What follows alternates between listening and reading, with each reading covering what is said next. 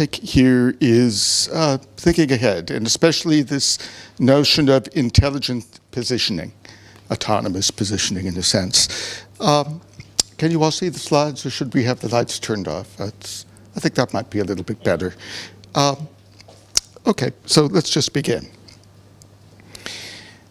The photonics industry is evolving very rapidly, and I personally believe it is important to understand where it is coming from, to understand where it is going, and how both photonics itself and the technologies that are being driven by it will have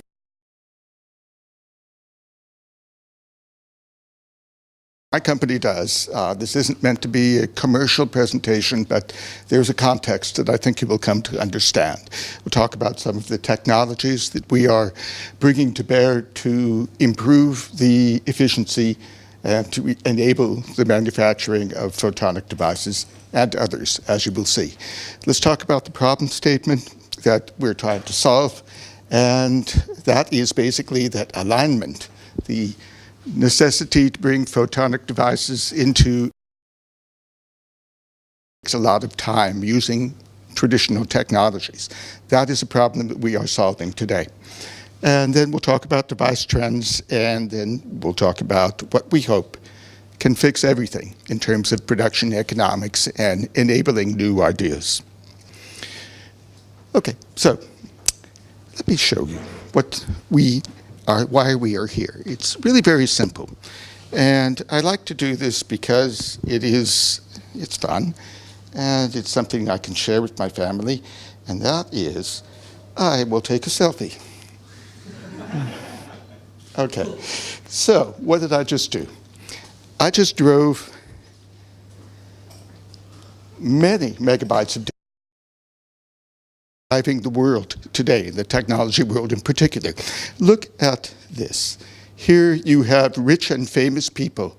Here you have people with nothing at all who just washed up on the shores of Europe or whatever. And they're both doing the same thing. They're taking a selfie, just like I did. And again, megabytes of data going up to the cloud, and then to whatever other devices they might have, and to backup, and to their friends, and to their families, and to their colleagues. It metastasizes, and it is a very important aspect that is driving photonics and microelectronics and data aggregation and big data and all of these things, and governments as well.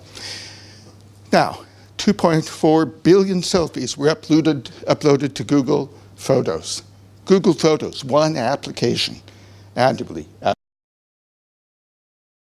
Connectivity required to support that one application. 2 trillion labels applied that Google has to keep track of. So if you want to search for a keyword, it can find them. So almost all that data goes to the cloud. Almost all that data goes to and from the cloud multiple times. And this is a new phenomenon. We didn't take selfies 10 years ago. This is something that is brand new and, as you can see, universal. It means that we are in the everything digital era, where our lives, and this must be accommodated. And it's getting to be very expensive because, well, let's just consider the history of photonic interconnects. They started in the early 1990s, not that long ago, to replace these satellite links that used to be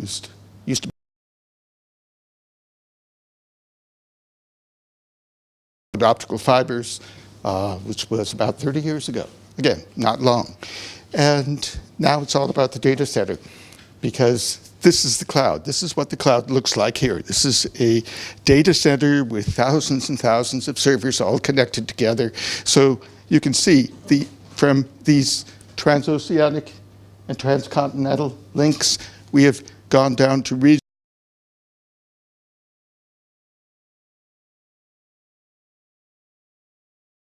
It's being driven by capacity. It's being driven by speed. It's being driven by energy consumption, because it turns out to convey a bit of data by charging a long wire and then discharging it, it's not the most efficient way of doing it. More than half of the energy consumed in computing, even with your computer, even with your cell phone, is in connectivity between the elements, between the cloud, between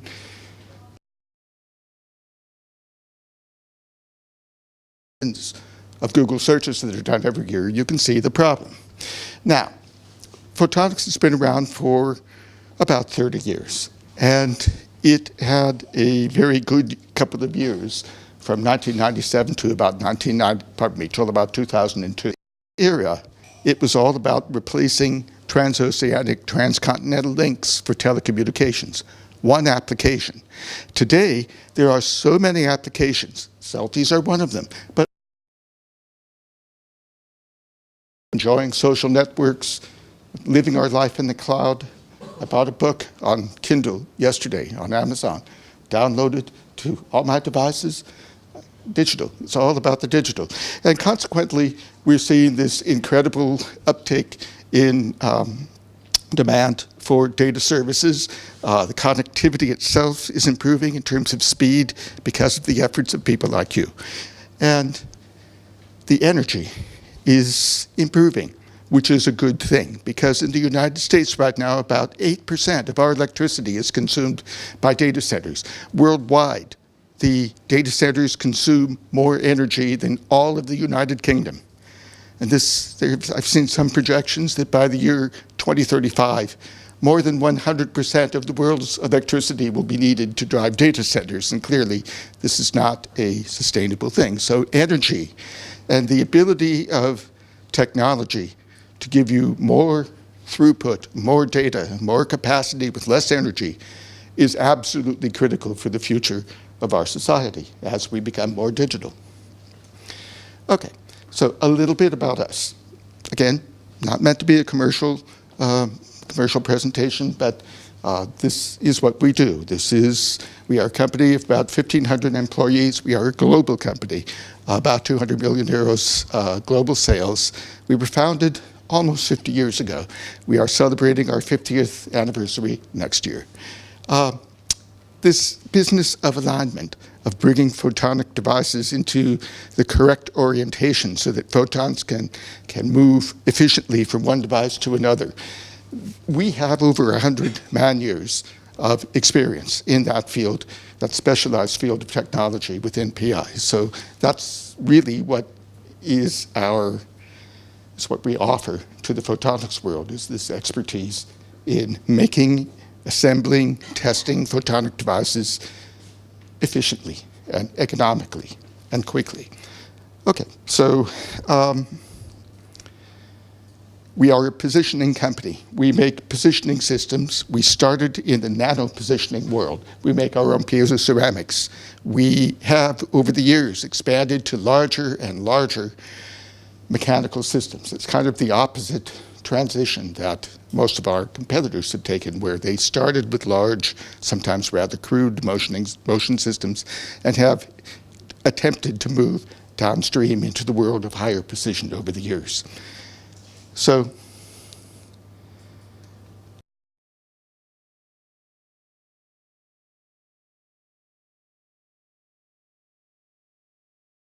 switch or a modulator, these all need to be assembled. And alignment is repeated multiple points in the manufacturing process. It starts at the wafer level with silicon photonics, where you have a wafer with thousands of devices on it. Well, the real cost is in the packaging, so you want to be sure those devices work before they proceed into packaging. And that means testing at the wafer level. And then the wafer gets diced, the devices must be tested again, because it's very easy to kill these devices. At every step, they must be tested.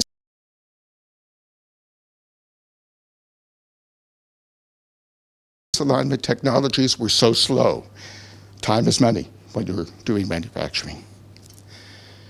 Okay, so that means that alignment, because it is slow and because you need to do it in multiple, alignment challenge involves multiple degrees of freedom. Silicon photonics allows us to make array devices with multiple channels.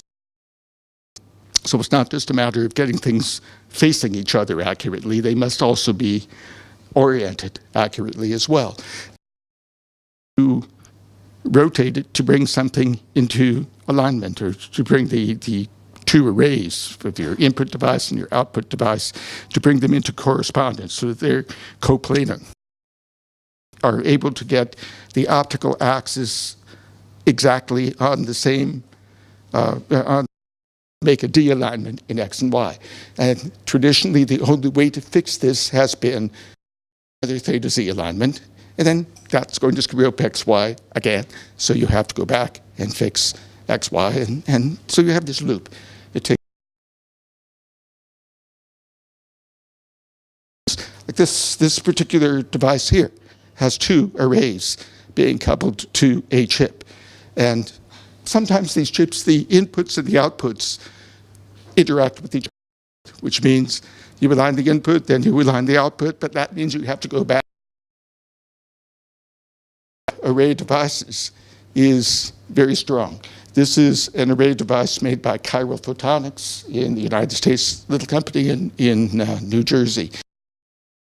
And then people make chips that can take advantage of this very compressed arrangement of channels. So that's wonderful. That's an enabling technology, and that needs to be aligned, which is not an easy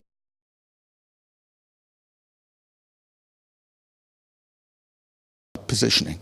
And PI makes positioners, instruments where you command a motion and they execute that motion. And that's what positioners do. They do what you tell them to do.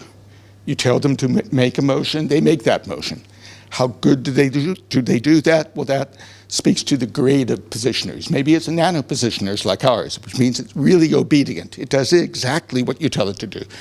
Maybe it's a coarser positioner that takes maybe 10 or 50 microns of where you want it to be. It's a little bit less obedient, but to each other automatically.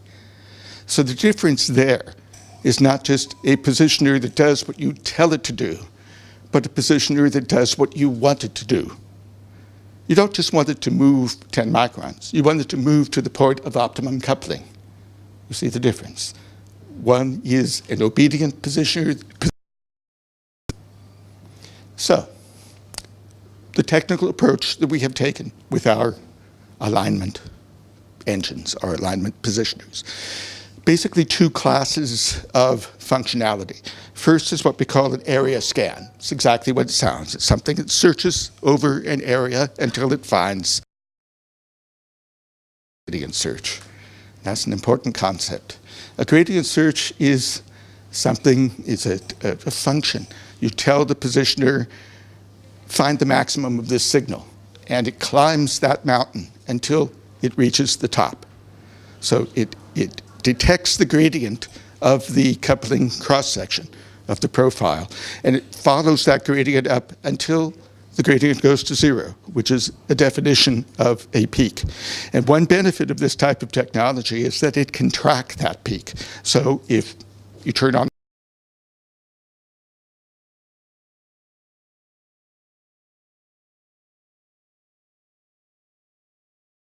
however, they can perform a alignment, a single alignment.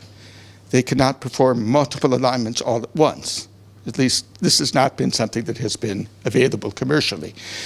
So our parallel gradient search is different from what has come before because it can perform simultaneous optimization across multiple inputs, multiple outputs, multiple degrees of freedom, all at once, multiple elements.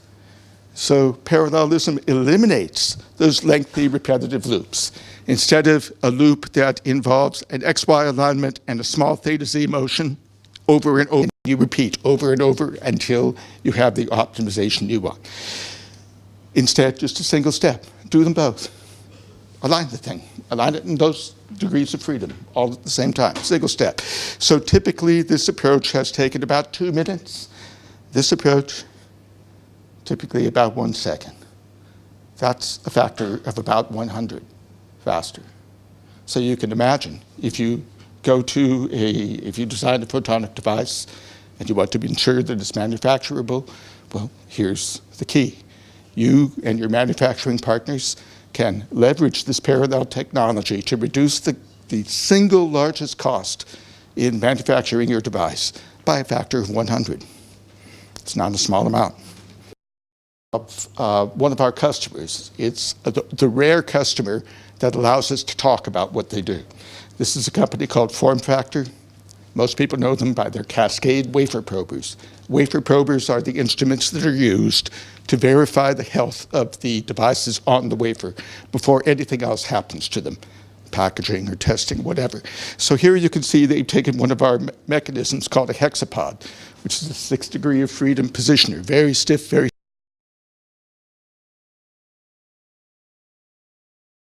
I want you to rotate about that point in space.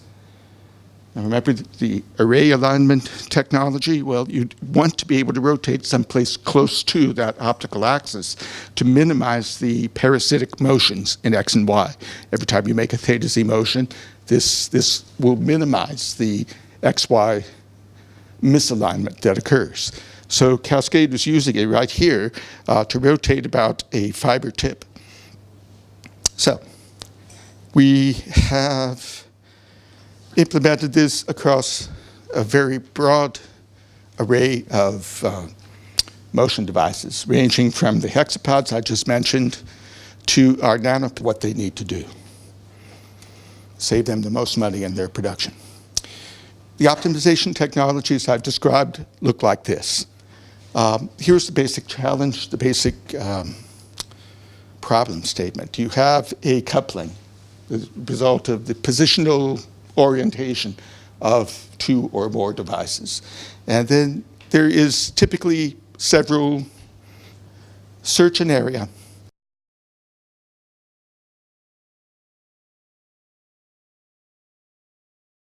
So perform a spiral.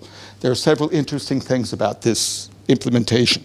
First, you notice it ended up in between the scan lines. You can tell the controller, perform a scan, and then go to the observed maximum or go to a calculated maximum. And so it can see between the lines, which means the scan is even faster. How fast? Typically, it's about this fast. Typically a few hundred milliseconds to perform that area scan and find and identify the global maximum. We can also calculate the centroid. If you have, our systems can calculate the center of that top hat, which is where you want the alignment to end up. So that's the area scan. The other approach is gradient search, where we perform a small circular motion and follow the gradient up to the top of the mountain. And again, that was the slow version of what actually happens. It's actually more like this. Again, a few hundred milliseconds to perform the alignment. And again, this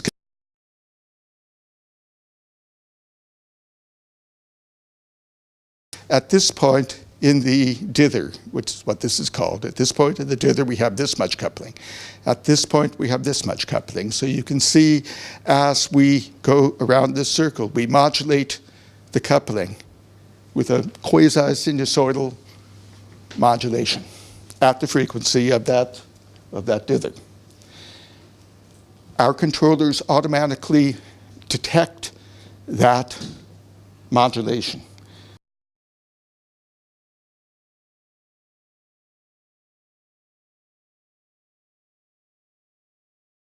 The difference between the gradient searches that I was working with in 1987, 1990, and this new gradient search is the difference between this and this.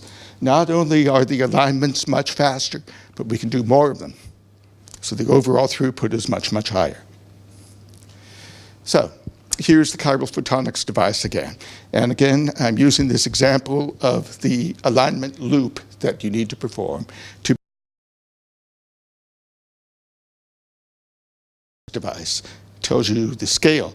This one, I believe, is the one that I was using in this demonstration, which was at Photonics West. There are 61, I think up to 90 some odd channels with their current technology. And this is the fiber. This is about 250 microns wide. So very compact, 10 to 40 microns of spacing between the array elements. So, 3 photonics wests ago, we showed this for the first time, where we X and Y, we do the gradient search in theta z, and we're done. So in a second or two, we've done what would formerly take several minutes. And people thought we were faking it. I had one guy say, oh, well, this is nice, but what does it look like when it's really working? And I said, here, watch. I will push on this with my thumb, and you can watch and see how this aligns into a different place, because it's doing live alignments. People really thought it was impossible. So the next year, 2 photonics wests ago, we did this with an input-output array of glass fibers, where again, area scan on one side, area scan on the other, gradient search in parallel on both sides.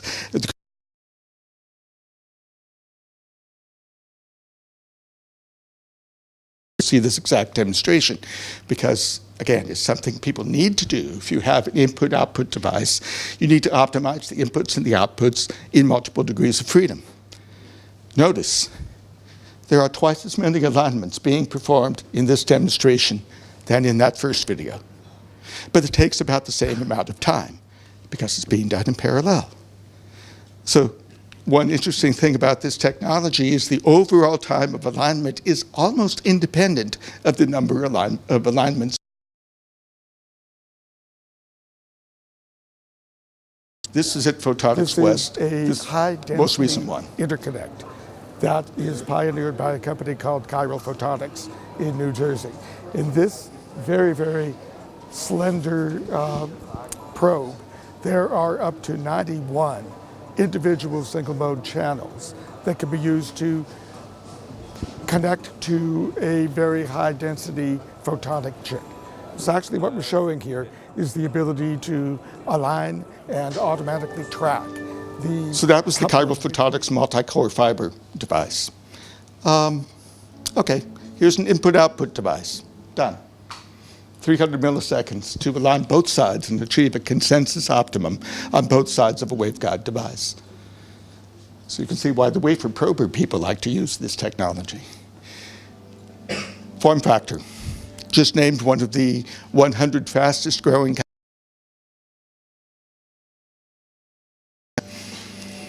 So here you can see the prober with, in this case, it's a fiber probes, but could be arrays as well. And there is their message. Again, it's all about speed. Fast, fast, fast. That's the most important message for the photonics production industry today. Compressed URL here for, go to tinyurl.com, new-ff-video. It will bring this up. This is an excerpt from it. It's a little bit longer than this on YouTube. But you can see they're leveraging the settable pivot point, the rotational center point, so that they can move and characterize and align to devices on the wafer in multiple degrees of freedom.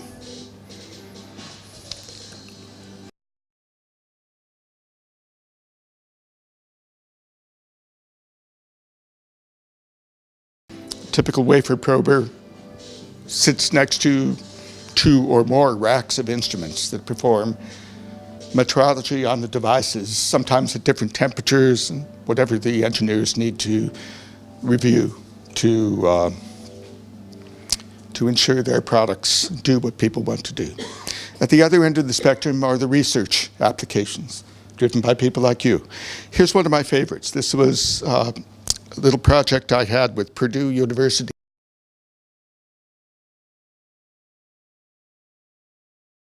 Defects in diamond, called color centers. They're the same characteristics of diamonds that give some diamonds some color.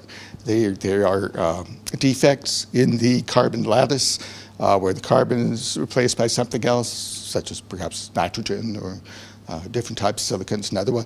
Nitrogen vacancies in particular have some very useful quantum characteristics. They emit photons that are completely uncorrelated, totally randomized, which is a useful quantum property right there.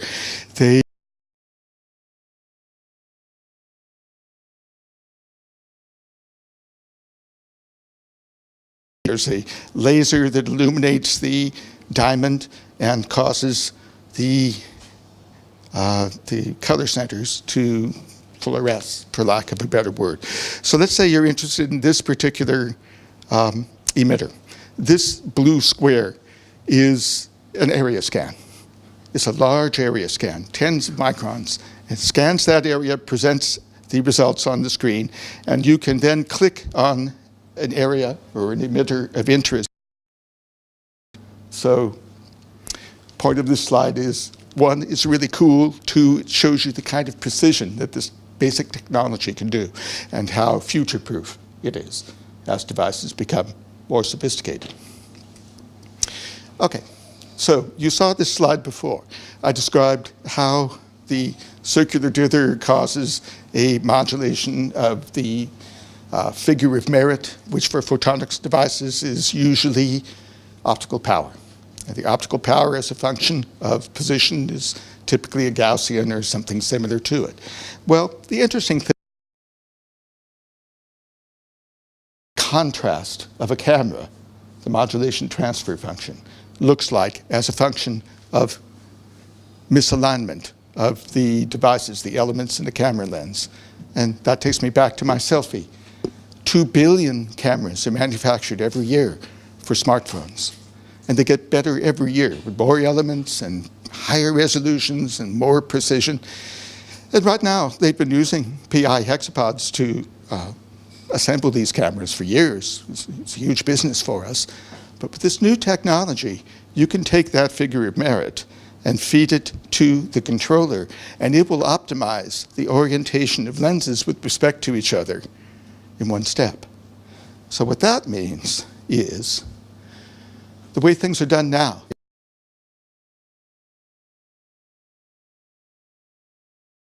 is so much faster, though. You have the same setup, but you could just optimize everything at once. Now, we're in the early phases of this, but you can see in this next slide here, this is a video of the first proof of principle setup of this course, where we had 2 lenses, a contrast target, a camera. That's a smartphone camera chip right there. And then over here, this is from the day we set up our demonstration at the Laser World of Technology conference in Munich just last month. And so you can see sort of different parts of the alignment spectrum here. Here we have this large gantry robot with a couple of hexapods and some of our nano positioners called nanocubes doing alignments of input-output devices, array devices in multi. So what we're learning is even the most exotic technology like quantum, eventually you need to apply it. It needs to be practically implemented at a cost that people can afford. To be applied, it has to be manufactured. There is now a solution, a new solution, didn't exist before, to address the most significant cost in producing these devices, the photonics devices, and many others. Have you ever considered, why does a good microscope objective cost 20,000 euros? It's because of all the alignments required in order to get those lenses exactly as they should be. The way it's done in that case is they take a very precisely machined metal ring, and then they take each lens, and they put the ring in a fixture, very precise fixture in a white light interferometer. They bring the lens in, they orient the lens until it's just right according to the white light interferometer. And then they bond it into place so that it is oriented with respect to that mechanical ring. And then they take that lens and they do the same thing with all the other lenses. Why not do this instead? Why not change the packaging a bit so that you eliminate those rings, use make the individual lenses accessible, and align them using this microrobotic technology? It could reduce the costs, or at least the cost, maybe not the price, but the costs of microscope objectives significantly. So there's lots of things that could be done about this with this technology.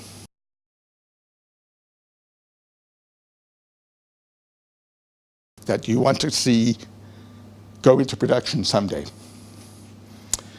can speed the path to market. And it also means, throughout my career in alignment for 30 years, people have been chasing the unicorn of passive alignment. Passive alignment means you can just put things together and they click into place and they're exactly where they should be. But that means all the pieces need to be machined and manufactured and produced to the tolerances we're talking about here, and that's very expensive. It was also very necessary. I mean, people have been pursuing this unicorn for all these years because the alternative was so expensive. But now, if you could